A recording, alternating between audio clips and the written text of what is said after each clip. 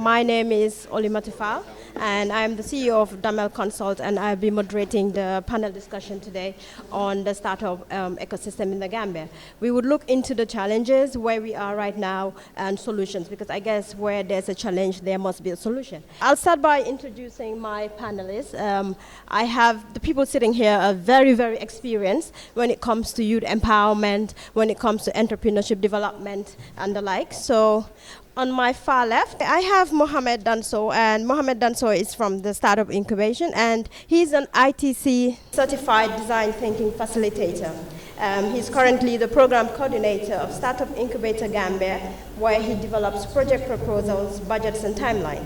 Mohamed is an alumni of the President Obama Yali for West Africa cohort, and in 2018, Mohamed has coordinated the second edition of the Young Entrepreneurship Summit that attracted over 400 youths and policymakers and the business community as well. And it was on creating an inclusive Gambia for all.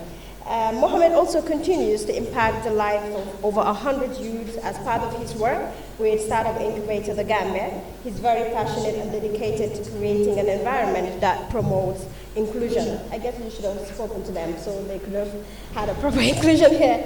And then, and he holds a certificate in business entrepreneurship and a diploma in engineering. As I said, my panel is a very rich one, so I'll go with Mohamed Baji. Mustafa Baji, yes. Mustafa Baji is here on my right, and he has over 18 years experience working in the field of trade management and entrepreneurship development. He's worked with the Ministry of Trade as a business advisor and then also a training officer for 10 years. And then he's also worked with the NYSS for 5 years as a program manager. Mohamed currently provides entrepreneurship training and business development and advisory services, and he's also monitoring at NEDI, which is the National Enterprise Development Initiative. Thank you. And then I have Babukar Saho. I don't think he needs that much of an introduction, but yes, we'll just do it, and because he works for the GCCI. Babukar is the business development manager with over 6 years experience in private sector advocacy and business development for small, medium enterprises here with the GCCI. He holds an MBA in project management and social enterprise.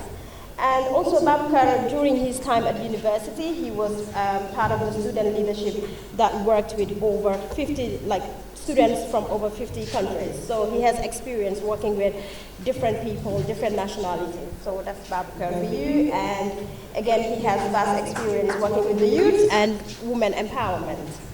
So then I would go to David Jang, who is on my far right, and David, again, does not need introduction, because I guess almost everybody who works in startup actually knows David. He's an entrepreneur development expert with specialized focus on training, business development, access to finance, digital economy, and incubation. He is the founder of Bliss Executives, which is a management consulting company that's geared towards addressing needs and challenges of small businesses in Africa.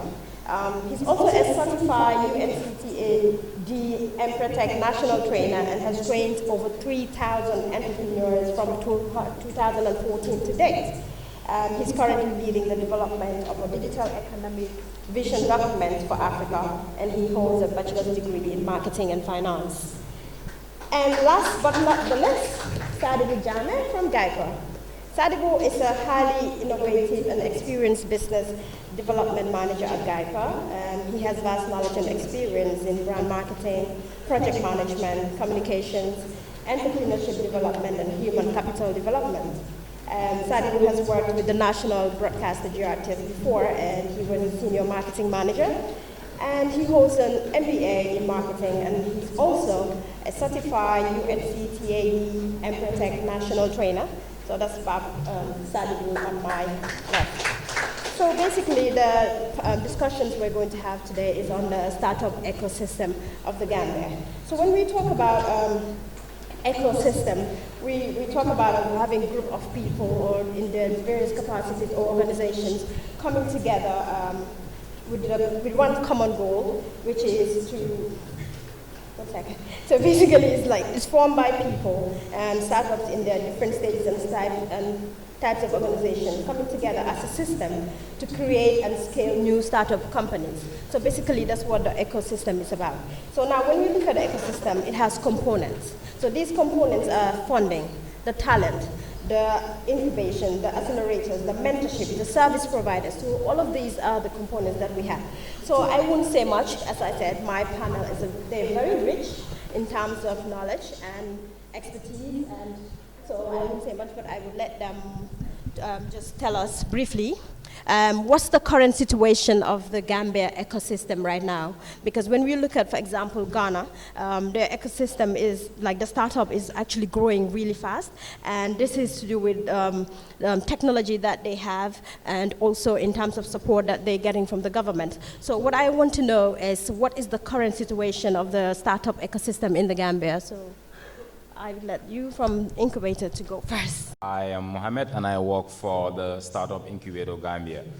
So basically, when we look at the startup ecosystem from 2017 to date, there is a lot going on. We've seen young people with the desire to go into entrepreneurship, and the number is overwhelming. And we also have the support institutions that are actually doing everything that we can in our capacity to actually support these entrepreneurs. But then again, when we look at the ecosystem, we still have a lot of gaps that are unmet, because we all know that it's not easy to build an ecosystem, especially when it comes to entrepreneurship, where you have different actors, you have different players in the ecosystem, you have the young entrepreneurs that wanted to have access to finance, they want to have access to the skills, and a lot more things, but they have so much challenges that are actually impeding their growth.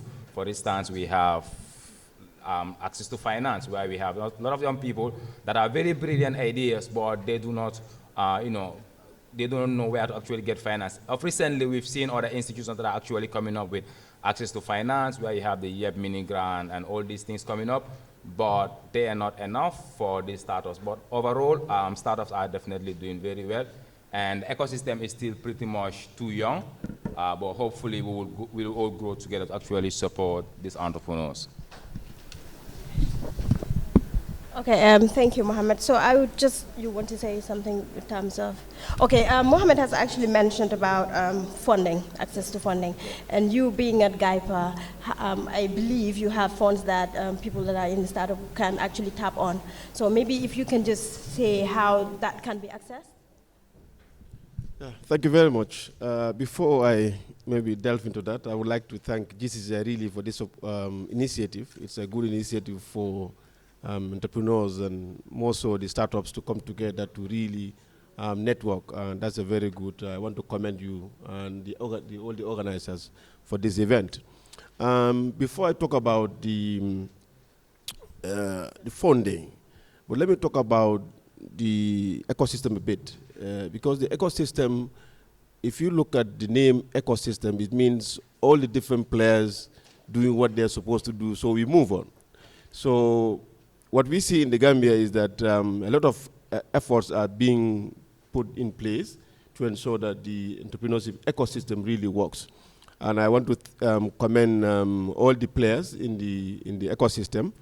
And so recently we have YEP and ITC that is putting together all the ecosystem players in a committee kind of that really looks at all what each one is doing.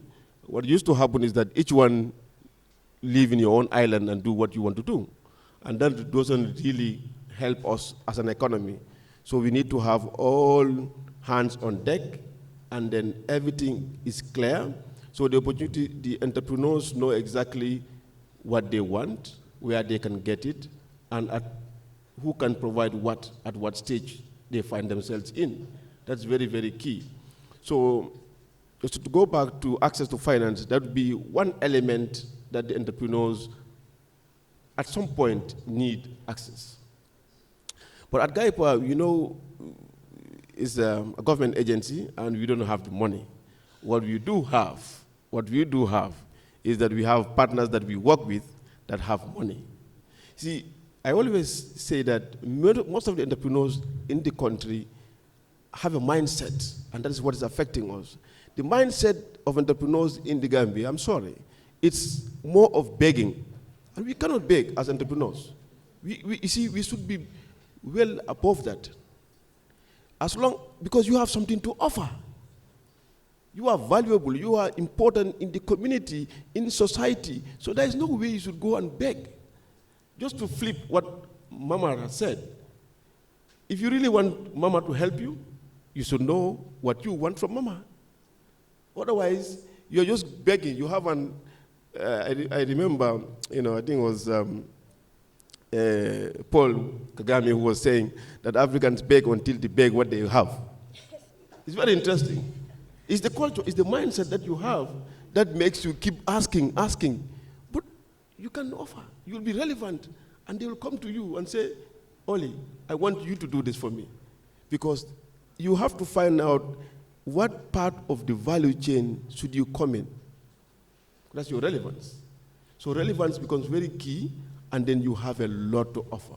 Because if you look at our value chain, I mean, a lot is really not really pushed to the level that everyone can play in the value chain, and that alone will help us to improve on our ecosystem. Okay, but I don't think that's only the role of the wannabe entrepreneurs, because they need to identify where to go and to tap these resources that you're talking about. If not, they'll continue the begging. But then I would just direct the question to Babakar, because I view GCCR one of the big actors when it comes to ecosystems in the Gambia. So I just want to know, what role does GCCI play in terms of basically from the get-go all the way to getting the fundings, and just where these startup people need to tap into?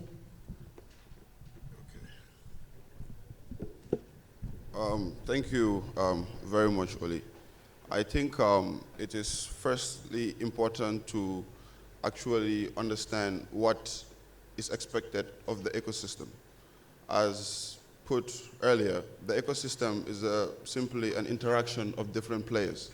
You have the entrepreneurs acting together with the business advisory support institutions, be it SIG, GAIPA, the Chamber, NEDI, or Bliss executives. And you also have these institutions also interacting with government on a daily basis, all in a quest to be able to influence and inform law, policy, and regulation to have a better business environment where these startups can scale up and we provide jobs and all that comes with it. As a Chamber of Commerce, we try as much as possible since our inception in 1967 to make every opportunity available. And we do recognize that the issue of access to finance continues to be a major obstacle as far as small businesses are concerned, and particularly with startups.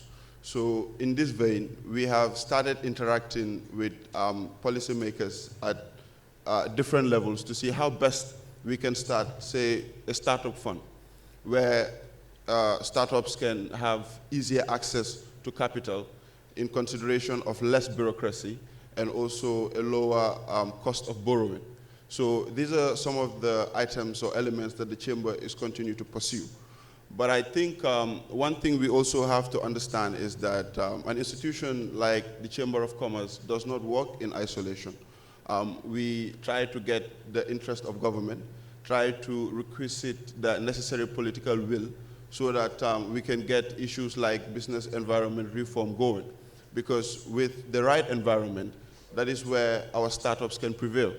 That is where we can have an incentive system which is actually targeted primarily to startups and small businesses, and where they can feel the growth of the benefit of the efforts that are being done by all the players in the ecosystem. You take things like tax policy. It is very important for startups to continue to engage with institutions like the GCCI, through which we can channel these issues to policy makers so that they will be very much considerate about issues of the effect of taxation on the growth of startups. We also look at the incentive system. As said earlier, we want to have an incentive system where our startups can scale up and then graduate from the incentive system. One of the things that, as a player in the ecosystem, we're trying to advocate is to discourage where we have businesses becoming startups forever, because the queue is very long, and then at the end of the day, if we are able to get businesses to benefit from the incentive system, there comes a time we expect them to graduate and allow others to also benefit and grow. So these are some of the things that we're looking at. And today in the Gambia, we're experiencing a startup boom. And interestingly so, we're seeing that more of these startups are being initiated by young people, and particularly young women. And this is very encouraging. And with this, it comes with also an added necessity to see that the players in the ecosystem interact more, and then also we assess the quality of the services that we deliver to our entrepreneurs, be it our trainings. I think this is one area that we should also look at. We see SIG is doing a good job. We see GAIPA is rolling with the Empretech, and GCCI is trying to do similarly with the SIYB. I think what we need to do also is to try and make sure that we give our entrepreneurs, our startups, quality capacity building. Because when we talk about training, we do have a lot of trainings that are being delivered within the ecosystem. But one thing that we need to do is to look at the curriculum that actually constitutes this training. Because at the end of the day, if we train our startups, they're going to compete not just within the Gambia, they also compete globally and also within the sub-region. So the quality that we give them will also reflect how best they are able to be more competitive out there. So, I mean, the startup ecosystem is growing, and the issues that startups also face continue to grow. So as a Chamber of Commerce, we feel that it is our responsibility to the startup community to create platforms like these and many others so that we can get our startup to scale up. Thanks. Pass the mic on to David. David, as somebody who has trained over 3,000 youth to entrepreneurship, so what is the role that this executive is playing in terms of the ecosystem? Okay. Thank you so much. Thank you, Oli, and thank you to GCCI. Well, our role is basically a player among many other players, but mostly we're now looking at a regional view, because if you look at businesses now, especially startups, most of them are starting their businesses and not looking at it as a continent. And the reason why I said this is we've recently been part of the Continental Free Trade Area. And what that puts us is that we're competing with other members of the continent. And if you start your business without the notion of thinking Africa or thinking regionally, but just Gambia, it affects so many other variables, and one is quality. So you either go to the continent or the continent is coming to you, and like it or not, it will happen because Gambia is part of it. So first we need to ensure that we have a standardized level playing field with all our colleagues outside. So if you're producing mango, it will be a mango that can be sold in Nigeria. For example, we were in Ethiopia 2 weeks ago, and someone from Nigeria presented real food, and not knowing that real food, the production starts in Gambia. So these are things that also we need to consider. The other one is looking at technological innovation and also invention. So you talk of Ghana, you talk of South Africa. Recently, South Africa registered over 30,000 patents. There are almost 90,000 trademarks and copyrights. So how much are we really putting into innovation? Now, Gambia is the second lowest investment when it comes to research in innovation. 0.13 of our GDP is what we put on research on innovation. So how do we really expect our economy to grow very fast looking at innovation when our young people really don't have enough skills to be able to innovate, to be able to invent? So how many of us amongst us as young people are really working towards a research which you have the invention that will, be sold across the continent. So these are things that are really, affecting us. And if we don't really look at it, it will really hamper our growth when it comes to innovation. The next one will be digital economy. We should ensure too that we explore that market, because the market of digital economy is worth $3 trillion in Africa. So how much of that chunk, how many, fintech apps do we have, and how many of these fintech apps and platforms are being used? So I guess now we should think of how can we really ensure as ecosystem players we are providing more of access to market than access to finance.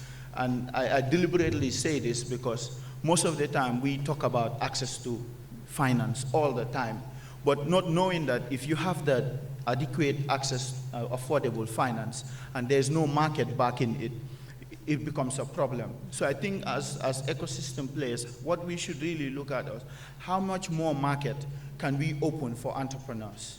So with this market, you will see that entrepreneurs can now go get finance. And with the market, you can also get finance. With the patents, the trademarks, it can help you to also have access to finance. And the last point is, how do we actually do business with government? Yes, it's good for us to ask for money from government, but we as entrepreneurs, especially startups, we should be thinking of doing business with government, because the government is the biggest buyer. When it comes to, if you're a carpenter, the government can buy furniture from you and can be your biggest buyer. Yes, before coming there, we talk about the eco system, and this way I refer to as the power of networking. You see, without the power of networking, we cannot move. I think there are a lot of things that we can work together.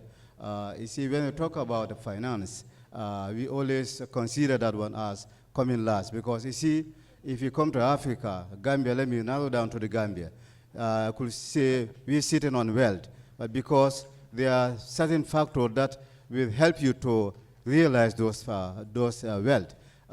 If you look at the way we do things, like starting from somebody mentioned about the concept, the idea. That's where you think, if you think you are poor, or if you think you cannot do anything, there's no force that can able to make you to realize those things. So that's where the turning point, that's where the advocacy should start with. How do we move from where we are to realize that we are sitting on wealth, we're sitting on asset? How do we turn those assets into realize that we can make something out of that? Then if you come to NEDI, what we do, yes, of course, we work with partners. All these people here, they are our partners. We work with them. What we do as part of their mandate, because we are government, we support youth and women. These are our target. These are the two. And again, what we do training. We also do mentorship and so on. But when you come to training, we look at the needs of the people that we're going to train. It's like you want to be trained on certain aspect that we think, give you inform, and you apply either online or offline. Then when you do the training, then we say after the training, what next? Because as previous speaker mentioned, we have a lot of training that have conducted within the country and outside. But again, because the ecosystem, I want to just reference for what Mohammed said. From 2017 up to now, I think there's a lot of transformation in terms of coming together as an ecosystem. But of course, we have to look at how we make that power so that we can work. A simple example, if you go to a few countries that I travel, you see, for instance, a program like this, you hardly see anything that comes from outside. When you're talking about, somebody talking about food processing, of course, NEDI do a lot of food processing in collaboration with food technology unit of agriculture. But again, when you go on the ground to do our programs, we always emphasize to say, we don't want to see drinks that is made out from some another country. We want to use our own natural resources. These are the food that are processed by young people. I think this way we can be able to support our people. But if you go to the hotel like here, How many people are going to those food processors? If you say we need these baobab juice, these are very natural, we are naturally, and they're very tasty in terms of what we think we can able to take. We go to anything that we think we can consume. We have people here that can able to make. That's where the advocacy will start. That's why empowerment should start. Otherwise, we are only sitting here, ecosystem, we're just doing whatever we think, but we might not be able to go forward. From at that level, we should serve as advocates rather than just being doing the training. And I think from Nedi point, you see, from 27 up to now, we have transformed. We are moving more on agriculture, because if you go to agriculture, looking at employment, and also looking at the wealth creation, it's on top. We're looking at how many people, how many young people are within the community that don't have the opportunity to go into the land. But again, if you come to the finance also, you see some people sitting on us. I always say, sorry for the Fullers. If you go to Fuller community, you see they are sitting on, I have the license to say anything for the Fullers, for the one.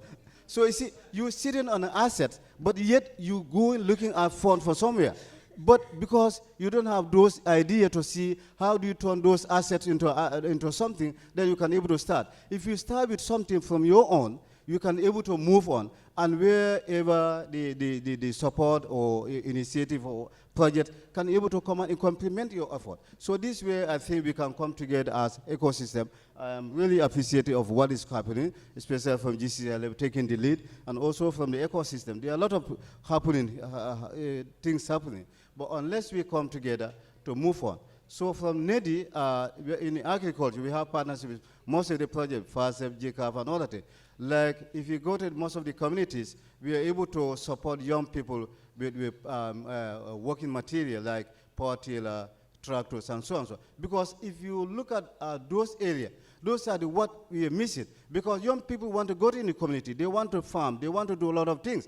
But it's more of labor intensive. We cannot move. We cannot move with those labor intensive. If you go to other countries, our neighbors here, Senegal, they are moving very fast because they are graduating from labor intensive to mechanized. So that's where we are able to move with the project fast, that we are able to buy some of those projects. But again, looking at other projects that I think also NEMA is doing well, and also other projects. But of course, we have to come together as young person, young people, with those entrepreneurs to see how best we can able to have those opportunities within the country and move as a nation. So thank you very much. Thank you, Mustafa. Thank you, Mustafa. And I would actually even agree with you that it's about time that we start using our own local products. I would agree with you that the support has to start within us. We have to start using our own local products. And I always use this as an example. I used to say when it comes to the fashion industry, for example, we had people going to Senegal whenever you needed to have an African attire. But now, we even have people coming from abroad to get their wedding dresses sewn in the Gambia. So the fashion industry have actually proven themselves. And I think it goes back to what Sadiba has mentioned as well. It's not what Momar can do for me, but what do I need from Momar? Go to Momar and tap that. So that's the attitude that we have to get. But Sadiba, in terms of government, because you're from Gaipa, so I think you're the closest branch to government here. What support are they given to ensure that these startups are giving an opportunity in terms of, let's say, maybe internship? Because sometimes you can have a skill or you can actually develop yourself in a certain area, but you don't really have the platform, or the environment is not very conducive when it comes to you actually doing what you've learned, or that, like a skill. So I know GCCI, in terms of with the trade fairs that they do, we've seen people with the techie fee and all those things. And then we've seen young people actually going out there in terms of trying to be entrepreneurs. But when it comes to the government end, what focus are they putting into transforming these entrepreneurs for them to actually create jobs for other people?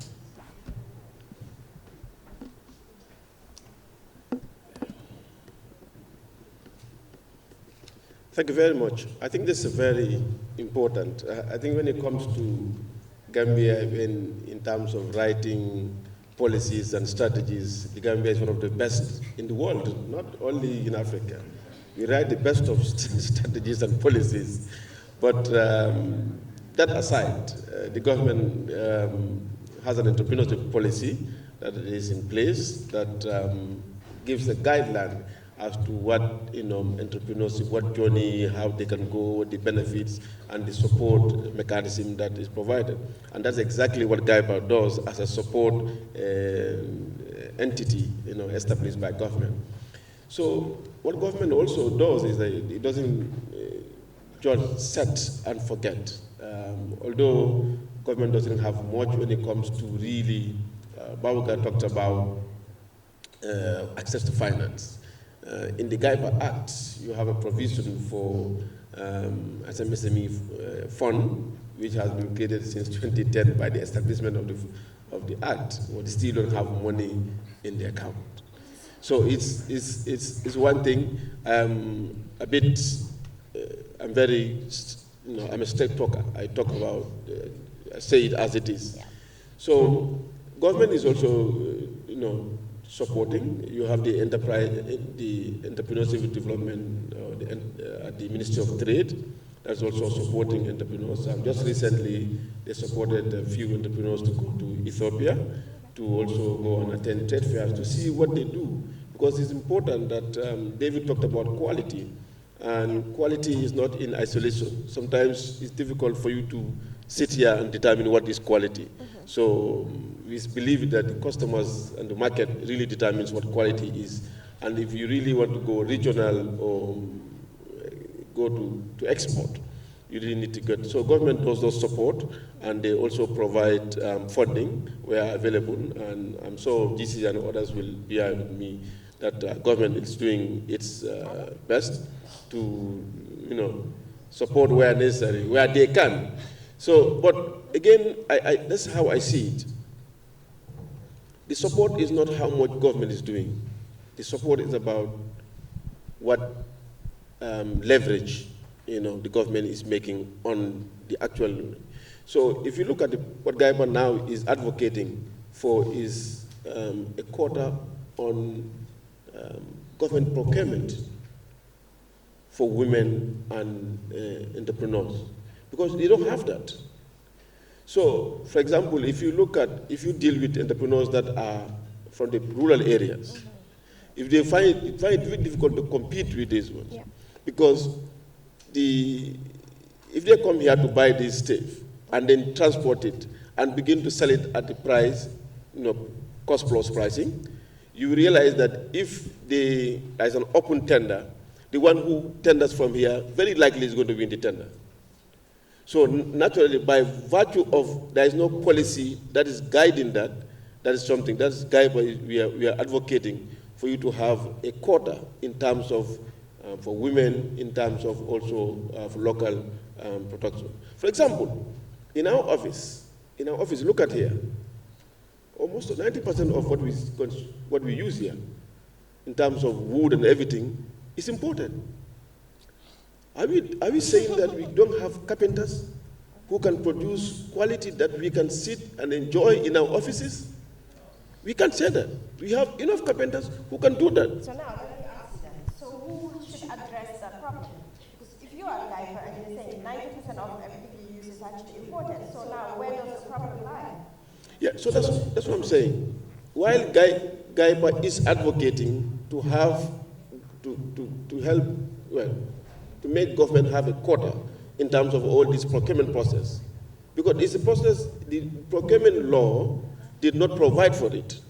So, do you know that there are even international tenders and they do, no Gambian will qualify because of the law we have.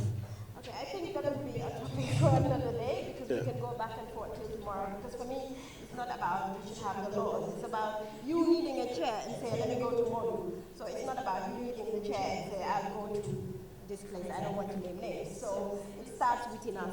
But I've just been signaled that we have 5 minutes. But I think David has mentioned about technology. So I just really want to know how access to technology is actually impacting on the startups. And I think David and Barbara actually have something to say on that. And then we would have to wrap up because 1 hour is the time, and I've just been signaled. I mean, my brother Sadibu is mill is from Gaipa. Gaipa is closest to government, as we see. He started by saying that we're very good at enacting policy, but very bad at implementing it. Yes. Then he followed it up by saying that, well, government is doing something. And then you looked at me. Look, I think it's something being done. There's a semblance of something being done. But I think the startups and the small businesses that are sitting here today want actual, practical solutions to their real problems. I have argued on other platforms that we have to put a moratorium on new policies in this country and start implementing the ones we already have. That would come to the end of the discussion, so we have questions from the floor. But before I open the floor, I would just agree with what you have said, and I'm urging people, especially people like the policymakers or stakeholders who are up there, we need to start using our own local products. We need to ensure that this is done. So it's not a matter of just saying it. It's not a matter of just going to a meeting and then there's a workshop, they say made in Gambia, you go home. We need to start seeing made in Gambia products in our meetings. So when we have workshops, we say no fizzy drinks. We're doing bawa wanja, and then that's when we would start, So we would start encouraging people that do local products. So I definitely agree with you. And thank you very much. As I said, the panel, they have vast knowledge and experience in empowerment and youth development, entrepreneurship. So questions from the floor, please. There's one there. So how many questions are we allowed to take, Oliver, since we've got? You have something to say? Two? Okay, we'll have 2 questions. Actually, you know what? I am actually going to be very biased since the panel is all males. I'm taking questions from the ladies. Yes, you there at the back. International Men's Day today. Oh! Okay. But I'm still going with the ladies. There you go, somebody at the... Okay, that's fine, since you've got the mic. Good afternoon. I think it was a very interesting discussion here, and really benefited the startups. What I just wanted to portray on is Mr. Davis' words regarding research and innovation. And I think he's very right, to be quite honest, because we're a startup entrepreneur dealing with engineering stuff, and we do research a lot. So we all know it is very expensive to do research because we don't really manufacture some basic agricultural machines, and it's really expensive to kind of come up with an idea. So what I would just like to request from the government is to really help us, especially us on the technical side, who usually manufacture these machines, to have the capacity to be able to make research. Because there are so many basic machines and equipment that are being imported from Senegal and other countries that can be manufactured here. So if the government could really help us to fund research that we can be able to do these kind of machines here and make them here, that will really have a lot of impact in the country's industry. And those are my just comments, and I hope the government will really help us with that. Thank you very much. So, one more question. Why do I have all the guys' hands off? I'm looking for a lady. Yes, you. Yes, you go. My name is I am a nurse by profession, and my business provides using sanitary products. Good. So one of the challenges that I am facing, and I know most of the startups are facing, is testing and certifying our product, especially those who are in the production. And this is something that prevents us from entering the international market.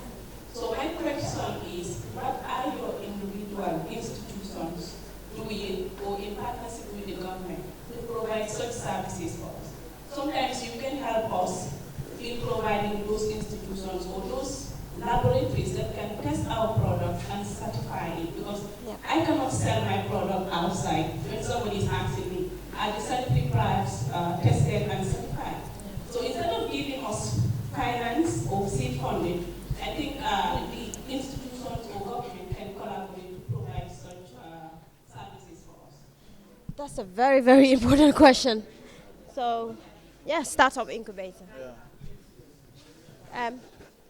You want to answer that? Yeah, all right, you can say a few words. I have one more question from him because he had his hand. Okay. So, then after him, Well, I'll agree with you. We need laboratories that will test, because if you talk of, quality and standardization, across the world, you need, labs. And I think the closest labs we have are in Senegal. So we need to ensure we have labs in Gambia that are, doing testings, verifications, so that we also, our products can reach the shelves across the world. And if you look at my brother that, talks about the engineering person, I think, engineering, I'm glad that the government is coming up with an engineering school, but it has to be a practical engineering school, because engineering is not theoretical. Innovation is not theoretical. You require skills and practice. It's hands-on. So I think we should also move from the theoretical aspect of looking at technological innovation and engineering to very practical means. And if you look at companies like Samsung, their research budget is more than our GDP. So if we are really serious about innovation and engineering, I think at minimum, we should have $100 million dedicated to research and technology.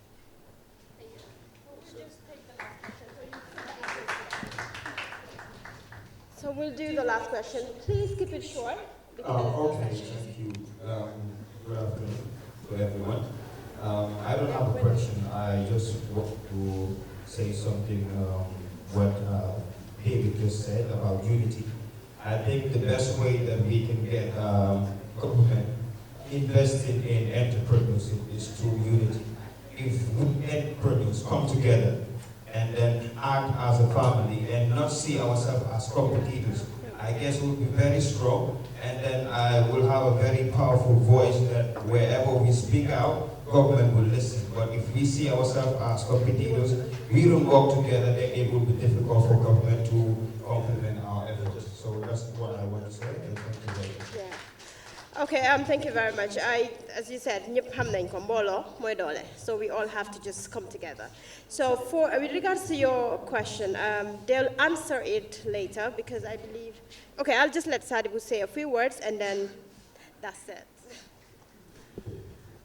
Thank you very much. I think, Fatima, you are right, and for you to really get to the other market, you really need to get certification. And so far, we don't have it in the Gambia, although there are efforts in really, the way I see it is that we should work with our closest neighbor, because sometimes we don't have to have all of these things. But Senegal is not very far, and they are very far in really addressing that. That doesn't give rise to the Gambia doesn't have it, or shouldn't have it. So we have the right institutions that should graduate really into developing and having a testing lab in the country that can test and certify all the products that we have. But again, some of the products, we are afraid of certification at high level. But there are certain qualities that we need to attain to get to the international level that may not require a certain level of testing. So sometimes it's out of fear, because that's why you can also work with GAIPA in terms of what Mama is saying. You need to understand it. Most of the time is the requirements into the international market. When you satisfy certain requirements in the international market, you should be able to go there. And what we should also do is that to work through sometimes not only as what is called OEMs, we can just be producing for other companies. And our product as a country is going out. And after a while, we'll be able to come, we have reached a certain level, then we can go to the next level. I think entrepreneurs also need to understand that we cannot all one day jump and get to the international level. But we can get to international level through Mamar, through other established companies in the Gambia. No, I'm saying these things because, we have to understand our situation as a country. We have to really understand our situation as a country. Entrepreneurs need to come together to sell through one strong entrepreneur to get to the level. Yeah. Thank you very much, Sadiq. But I think we should stop just settling for less. So definitely we need these labs so that we can get tested. Not everybody can piggyback on one. So we need other people to take a different route. So thank you very much. So we now come to the end of the discussion.